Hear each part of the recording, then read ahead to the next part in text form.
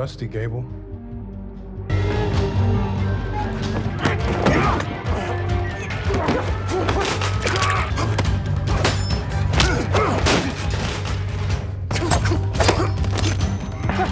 Hey, you all... Of course.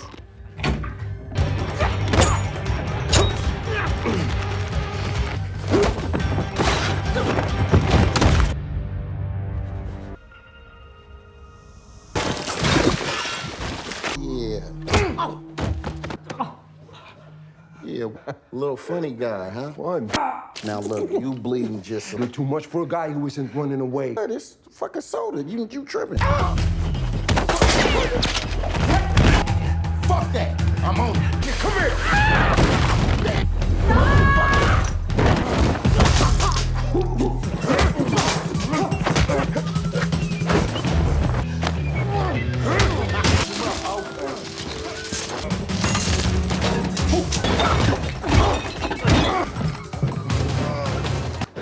Watch this, okay.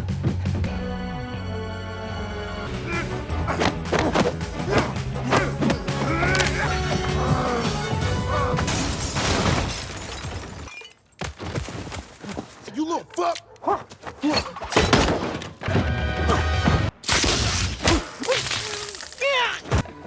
Rose?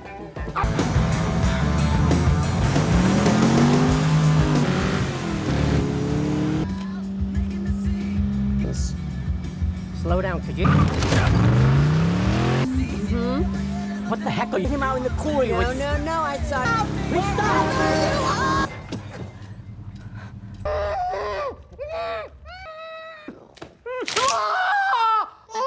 I'll be needing those back. What you and Merlot got of that sweet $2 million for himself.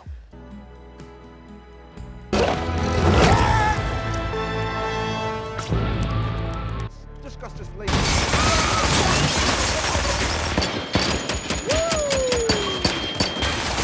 Hello? We're just here to talk. Huh?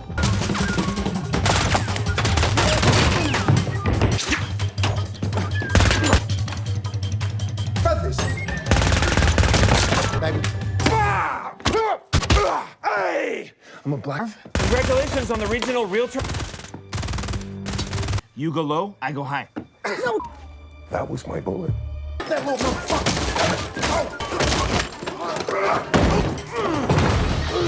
Take that. You guys... It's fine.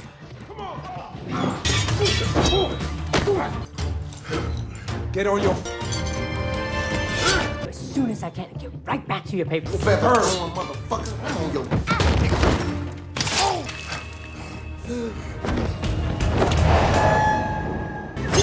Sorry. Stop, Marv. Please, don't...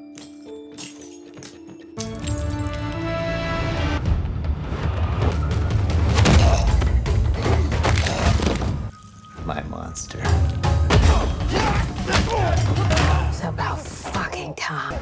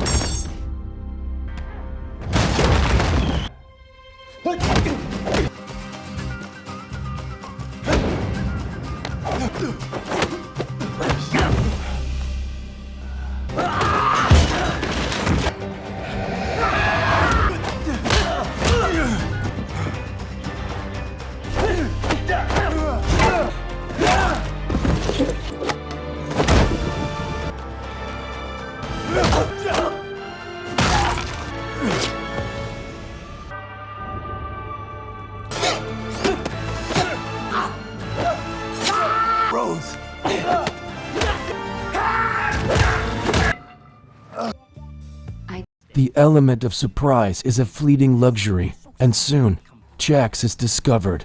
What follows is a frantic, close-quarters gunfight in the facility's metallic corridors. The deafening roar of automatic weapons reverberates through the confined space. The crack of bullets against concrete and the metallic clang of dropped magazines create a cacophony of war. Jax, however, thrives in chaos. He uses a fire extinguisher as a blinding shield, unleashing a cloud of white mist before closing the distance. His fists and feet becoming blurs of destruction. He's not just shooting, he's flowing, ducking, weaving, and countering, using every inch of the environment to his advantage. It's a beautifully brutal ballet, a testament to years of training, showing that even surrounded, Jax is a force to be reckoned with.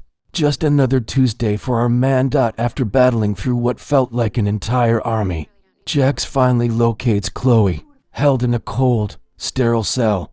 The clink of the heavy door opening, revealing his battered but determined face, brings a surge of relief to her. Her eyes, wide with fear, suddenly light up with a fragile spark of hope. Their reunion is short, punctuated by the thud of more approaching guards. There's no time for tender embraces, just a silent, profound understanding passing between them. He quickly works on the restraints, his fingers precise and swift, even as he's glancing over his shoulder, ready for the next wave. The whispered words of reassurance are barely audible over the growing chaos outside. It's a fleeting moment of connection in the eye of the storm, reminding us what all this mayhem is truly about. With Chloe safeish, Jax finally comes face to face with Silas. This isn't just a boss fight. It's a deeply personal duel between master and former apprentice. The whoosh of their fists narrowly missing, the thud of bodies against cold metal, the grunts of exertion. Every blow is delivered with a history of respect and betrayal behind it. Silas matches Jax blow for blow, move for move, showcasing the training Jax himself received. As they fight, Silas taunts Jax, revealing his true motivation, not just the stolen tech, but a deep-seated resentment, a twisted form of paternal anger for Jax leaving the family. The raw, primal sounds of their combat fill the sterile control room, a desperate clash of ideologies, and let's just say, the health bars are definitely getting low on both sides. Just as their fight reaches its fever pitch, the entire facility decides it's had enough and begins to self-destruct. Or maybe Jax set something off earlier, who knows? Either way, massive booms shake the very foundations, followed by the terrifying creak of stressed metal and the whoosh of escaping gases. Walls buckle, ceilings crumble, and the entire place turns into a high-stakes obstacle course of falling debris and sudden death. Jax, now reunited with Chloe, has to pivot from fighting Silas to fighting physics itself. They dodge falling girders, leap over gaping chasms, and sprint through corridors filled with smoke and the blare of alarms. It's like a really aggressive escape room, with higher stakes and way more shrapnel. Because what's a good action movie without a meticulously timed, facility-wide meltdown, right? Amidst the deafening screams of twisting metal and the crackle of live wires, Jax and Silas have their final, brutal dance. It's less choreography and more raw, desperate survival. Jax, with Chloe's safety on his mind, channels every ounce of his remaining strength. The gasp of Silas as Jax gains the upper hand, the thud as he's thrown against a buckling wall. The fight is visceral, ugly, and utterly final. In a last, desperate move, Silas is impaled on a jagged piece of rebar, his reign of terror coming to a grim, painful end. Jax, battered and bruised, grabs Chloe, and they make a harrowing escape, narrowly outpacing a massive explosion that finally consumes the entire fortress. The ground trembles beneath their feet as they sprint away, leaving the past, quite literally, in ashes. They made it, just barely. Jax and Chloe, caked in dust and soot, nursing various scrapes and bruises, collapse outside the smoldering ruins. The deafening silence after the explosions is almost as unsettling as the chaos itself. They cling to each other, not for warmth, but for reassurance, for proof that they're both real and alive. The raw emotion on Chloe's face speaks volumes, fear, relief, and a profound, newfound understanding of the man she loves. Jax, for his part, finally allows himself to breathe, the tension visibly draining from his shoulders. The trauma of the last few days has been immense, but it has also forged an unbreakable bond between them. It's the kind of moment that makes you think, well, that was a lot for a first date, wasn't it? A few months pass. We see Jax and Chloe starting fresh in a remote, picturesque coastal town. The gentle lapping of waves replaces the sound of gunfire. Jax is still working with his hands, but this time, it's building a small home for them. His movements more deliberate, more focused on creation than destruction. Chloe is painting again, her canvases even more vibrant, reflecting their journey. They're still wary, their eyes occasionally scanning the horizon, a constant vigilance etched into their expressions. But there's also a profound peace, a deeper connection forged in the fires of shared trauma. Their love isn't just about romance. It's about survival, trust, and choosing to build something beautiful out of the ashes of their past. It's a powerful reminder that sometimes love truly does hurt, but it also heals. And there we have it, folks. Love Hurts 2025 isn't just a title. It's a testament to the incredible resilience of the human spirit and the unbreakable power of love. Jax and Chloe's journey reminds us that true connection isn't always about grand gestures, but about standing by each other through the literal and metaphorical explosions life throws our way. It's about finding strength in vulnerability and knowing that even when the world tries to tear you apart, love can be the most potent weapon of all. Their story leaves us with a thoughtful question. How far would you go for the people you love? It's a reminder that while pain is inevitable, so too is the chance to rebuild, to heal, and to find beauty in the aftermath. Here's to finding your own kind of unbreakable love, minus the exploding fortresses, hopefully. Hey guys, today we're diving headfirst into the adrenaline-fueled, heart-wrenching roller coaster that is Love Hurts 2025. If you thought your love life had drama, just wait until you see what our hero, Jax, goes through. This isn't your typical rom-com. It's more like a punch first, ask questions later kind of love story. Get ready for explosions, heartfelt moments, and more tactical maneuvers than a chess grandmaster on Red Bull. If you like this sneak peek, hit the like button and subscribe. It's the best way to support the channel and let me know you want more. Now, let's get into it. Our story kicks off with Jax, an ex-elite operative who's traded the clang of battle for the clang of wrenches in a dusty garage. He's living the quiet life, which, let's be honest, never lasts long in these movies. Then, enter Chloe, an artist with a laugh as infectious as her paint-splattered smock. Their first meeting is a classic meet-cute, where her vibrant energy practically collides with his stoic calm. The air crackles with that undeniable will they, won't they? Tension. Except we already know the answer is yes. Because, well, the movie's called Love Hurts. It's like the universe knew he needed some color in his life, and she definitely brought it, along with, explosions later. Fast forward a bit, and Jax and Chloe are officially a thing. We get a lovely montage of them falling for each other. Late night talks under a canopy of stars. Her teaching him how to appreciate art. Him teaching her, probably how to change a tire, because balance is key.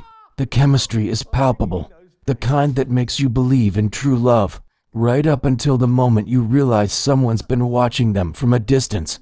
A shadowy figure, a car with tinted windows. Classic oh no, here we go movie tropes. It's like the universe decided their happiness was just a little too perfect, and needed a healthy dose of dramatic irony. The peaceful hum of their new life is slowly being drowned out by the ominous growl of a lurking threat. And frankly, I'm already stressed for them. The honeymoon period takes a nosedive when Jax, whose spidey senses are clearly still in peak condition, finds a micro-thin listening device hidden beneath a loose floorboard in his garage. The metallic glint catches his eye, and the soft, almost imperceptible click as he pries it loose is chilling. His calm mechanic facade crumbles, replaced by the steely gaze of a man who knows exactly what this means. This isn't some random petty thief.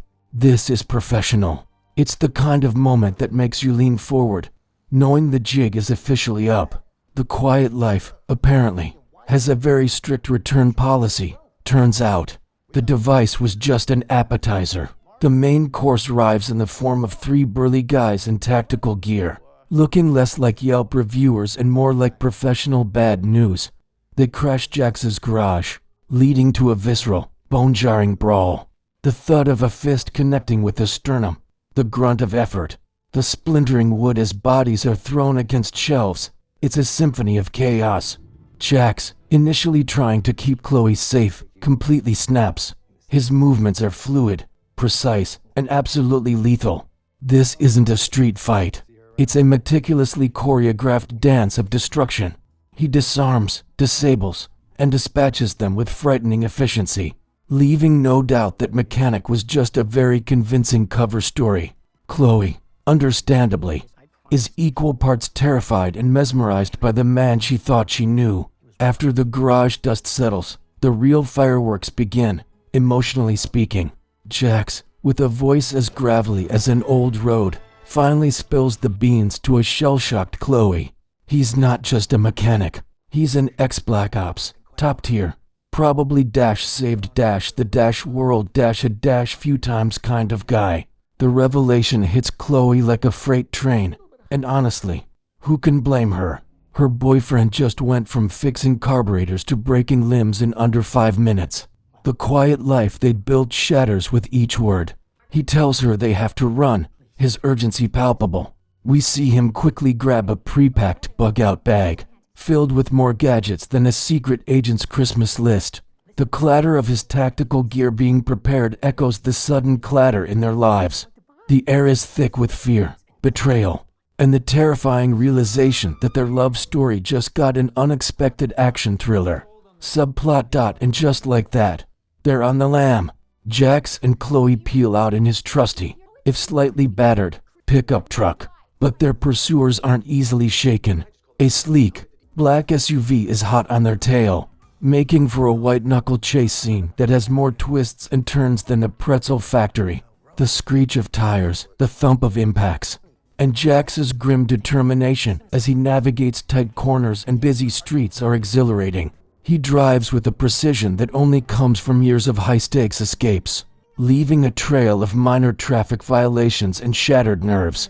Chloe is a bundle of raw nerves, clinging to the seat, her whispered pleas for him to be careful lost in the roar of the engine. This ain't no scenic drive, folks. This is survival mode, pure and undiluted, seeking temporary refuge. They duck into an old, derelict warehouse. You know the kind, dusty, echoing, and practically screaming perfect place for a shootout. And sure enough, their pursuers find them. The warehouse transforms into a battleground. The ping of bullets ricocheting off metal, the shatter of glass, and the heavy footfalls of men hunting their prey create a terrifying soundscape. Jax uses the environment like a seasoned pro, overturning crates for cover, disabling lights, turning the shadowy expanse to his advantage. He moves with silent grace, a phantom striking from the darkness. His movements a blend of raw power and tactical genius. Chloe, huddled behind a stack of barrels, experiences a masterclass in survival, her heart pounding a frantic rhythm against her ribs. It's intense, folks, like a game of hide-and-seek where the seek part involves automatic weapons. While Jax and Chloe are playing dodge the bullet, we finally meet the puppet master himself, Silas. He's not your typical sneering villain, but rather a cold, calculating man with a gaze that could freeze a volcano. He's Jax's former mentor, which, if you've seen enough movies, means things are about to get personal. He's in a sleek, high-tech command center, probably sipping artisanal coffee while ordering assassinations. The whir of computer servers and the muted taps on glowing screens set the tone. For his clinical ruthlessness, he delivers a monologue about Jax betraying their cause, and we learn he wants something specific Jax supposedly took. It's the classic "you were like a son to me, and now I must destroy you" trope, but with more expensive gadgets and a distinct lack of hugs. just when they think they've found a moment's peace in a secluded cabin, because, of course, they do. Silas's forces strike. This time, they succeed. Chloe is snatched in a swift, brutal raid. The thump of a sedated body, the muffled cry cut short, and the sickening thud of a van door slamming shut pierced the quiet night. Jax, arriving mere seconds too late, finds only an empty room and a small, painted wooden bird that Chloe had been working on, lying tragically abandoned on the floor.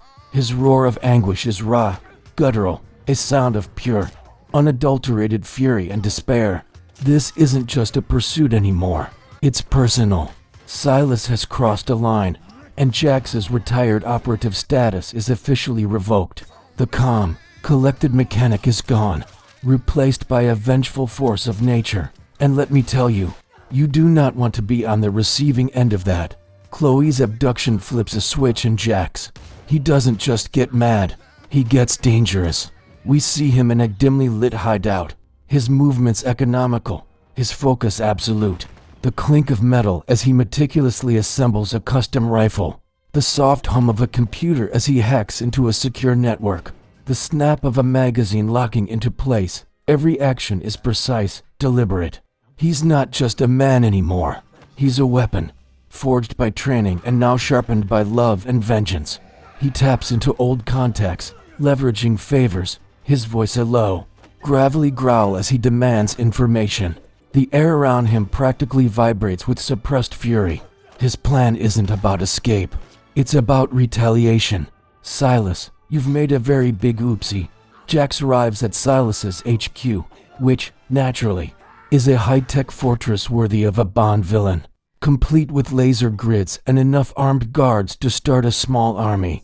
This is where Jax truly shines. We witness a masterclass in infiltration, the soft thud of his boots as he scales a sheer wall, the click-whir of a security camera being bypassed, the barely audible hiss of a laser grid momentarily disabled. He moves through the complex like a ghost, a blur in the shadows, his every move calculated and silent. He dispatches guards with swift, brutal efficiency, a quick jab, a silent takedown, the soft crumple of a body hitting the floor. It's a symphony of stealth and controlled violence, proving that some habits, especially the deadly ones, are hard to break.